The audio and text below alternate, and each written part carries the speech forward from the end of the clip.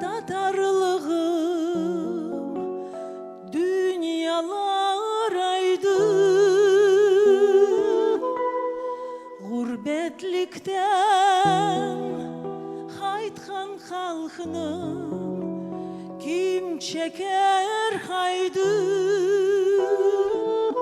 Ne görmedi garip başım, ne eşitmedi. Komendantla at oynattı, sen hep işledin. Sana vatan yasak oldu, kapandı yollar. Kırım Tatar satkın diye koyuldu kollar.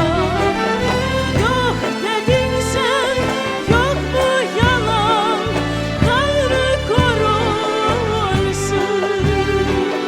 Kırım Tatar satkın diye gözü kör olsun.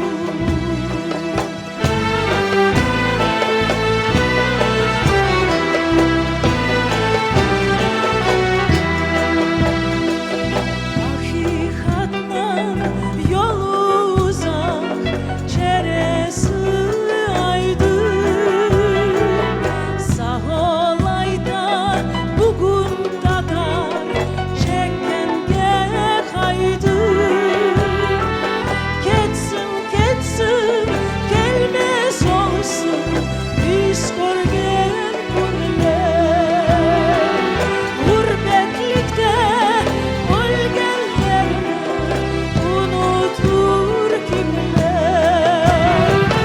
Sana vatan yasak oldu, kapandı yollar. Kırım Tatar sapkın diye koyuldu kollar. Yok dedin sen, yok bu yalan, gayrı korulsun. Kırım Tatar sapkın diye gözü kör olsun.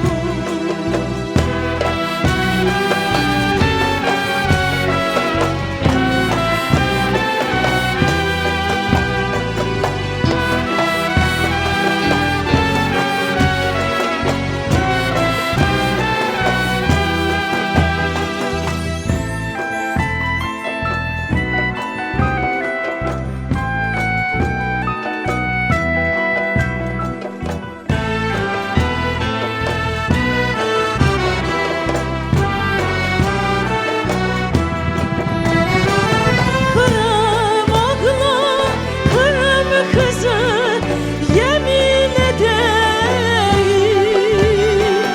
Gerek olsa vatan için kurban gideyim. Tatarlığım, Tatarlığım dünyalar aydı. Gurbetlikten hayta halkım gözünü saydı.